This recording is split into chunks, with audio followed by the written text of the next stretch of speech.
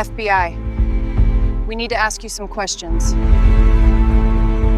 I imagined I was settling into a quiet, drama-free suburb till I encountered Karen.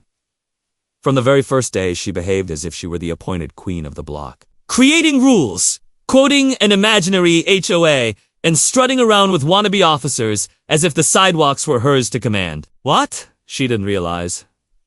I don't scare easily. I'm an FBI agent, and I don't stand for threats. What ensued went way beyond petty neighbor disputes and almost cost me my career. Before we begin, let me know in the comments where you re-tuned in from and if your community has a Karen as well. Now let me return to the morning. Everything went off. The knock that started everything. A brutal pounding shook my front door before dawn. Peeking through the peephole, I saw two individuals in identical uniforms with large block letters. HOA police. Their badges seemed like party favors, but their glares were unforgiving. I opened the door a crack. Can I help you? Official business, said the tall one. Multiple violations. We need to inspect your garage. My heart beat faster, but my voice remained level. If you've got a legitimate reason, produce a legitimate warrant. They smiled. Being FBI doesn't make you exempt from neighborhood protocol. And that's when I saw her Karen standing back of them, lips twisted in that self-righteous saccharine grin. Naturally, she was behind it all. I walked out onto the porch. Karen, what's going on here? Just making sure the guidelines are enforced, she said. Bizarre activity in your garage? The female officer contributed. Bizarre-like noise late at night. It could be dangerous, Karen shrugged. They created a typed notice without a seal, without a signature, nothing official. I denied them entry. The male brandished plastic zip ties, as if to cuff me. I warned them. Faking an officer is a felony and instructed them to disperse from my property. They retreated, taking a photo of me as they went. Karen's final whisper. We'll be watching. A second battlefront. Just then, my phone rang my boss. Now, get to the office. Now. Just great. Because what I needed after a bogus raid on my front door was a crisis at the bureau. At the field office, I entered a storm. Complaints about my so-called aggression against local authorities had already reached my supervisor's desk. I explained the uniform cosplay and Karen's role. But he was direct. If these complaints keep rolling in, I can't protect you. And as I exited his office, a blocked number texted. We know who you are. Watch your step. 2 nightmares, 1 decorans, bogus cops on my block, and an official paper trail mounting at work. The neighborhood constricts by evening. An unmarked SUV loitered outside my residence. Internal Affairs emailed me regarding a statement concerning a morning confrontation with local security. The HOAS phone line. Technical difficulties! Bounced emails. Website outdated. Every legitimate avenue was clogged, and that stank of Karen. I called a trusted local source officer, Alvarez. If the HOA police were actually a private security force, they had no jurisdiction. He ran the plate. It was registered to a private company, no HOA contract. Good news! But he needed more. Witness statements from neighbors. That was the issue. Fear had Karen's fingers on every doorbell. Tammy, one of my remaining friends, who still speaks to me, arrived. Trembling phony fine, phony ordinance, and eviction threat if she did not pay up. I instructed her not to butt fear is a compelling argument, and Karen was aware of this. Pressure at work, heat at home. The bureau persisted. Internal Affairs posed tough questions. Word got around. I challenged Karen in her driveway. You sent fakes my way, and now you repinching the neighborhood. Why? Standards, she replied coolly. People respond to rules if there are penalties. A fake officer strutted up, produced a thin badge, and instructed me to vacate the area. I obliged because I wasn't providing them with new fodder. That evening, I rummaged through dusty HOA minutes and discovered a security program Karen had once advocated for rejected by the residents. She'd revived it on her own, adding intimidation and confusion. A week later, Alvarez validated the security company had out-of-state corporate connections and no local license. A shell.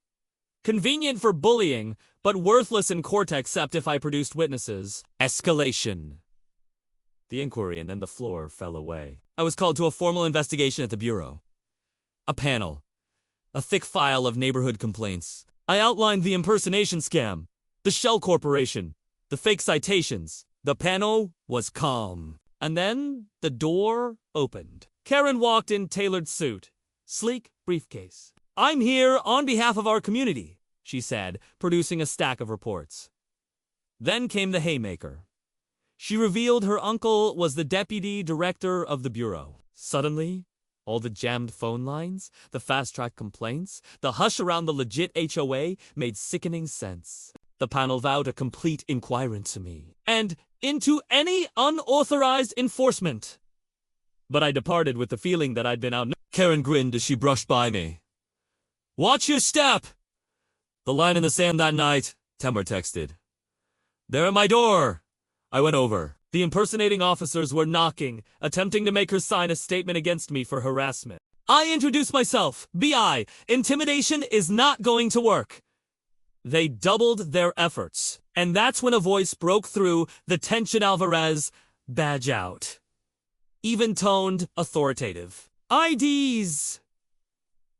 "Now," he said. Their plastic ID tags wilted under close examination. He called for reinforcements. They fled. Alvarez recorded the plate and instructed Tamara to make a formal report. Finally, we had a lead. Within minutes, another blocked text drifted onto my phone. "Cooperate or lose everything!" Building the case, the next day, a note materialized in my mailbox. "Community center meeting tonight." No signature. Trap, perhaps. Opportunity. Absolutely. I arrived, plugged in phone, fully charged. Recorder stashed in my pocket. Alvarez in the wings.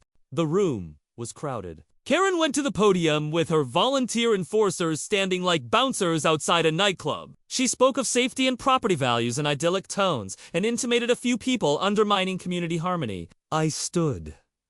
Your HOA police are illegitimate. They're an in-house security team with no mandate to fine, arrest, or intimidate residents. Gasps. I flashed screenshots linking the company to no legitimate contract. Neighbors swarmed to the pile of citations. No seals, no signatures, only bluffs and boilerplate. One officer panicked and fled. And then Alvarez came in through the doors, uniform starched. Everybody remain calm. We are conducting an inquiry into unauthorized security protocols and potential extortion. He marched directly to Karen. "Ma'am, I require you to accompany me to be questioned." She spluttered about contacts. Nobody supported her. The facade burst open in public, in lights, with cameras recording. Fallout! What ensued happened quickly. Neighbors signed affidavits. The actual HOA performed an audit. Money diverted. Fines taken. Power invented.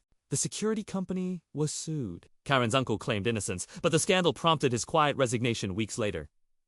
At the bureau, internal affairs cleared me.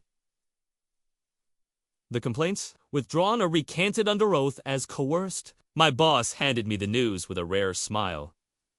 "You were right. You're back on track." After the storm, the Phantom Cruiser disappeared. The HOA phones started working. Yards got mowed without warnings. Children rode bicycles. And individuals waved like neighbors when fear isn't the motivation. A few apologized for the misinformation. I let it pass. Fear is boisterous.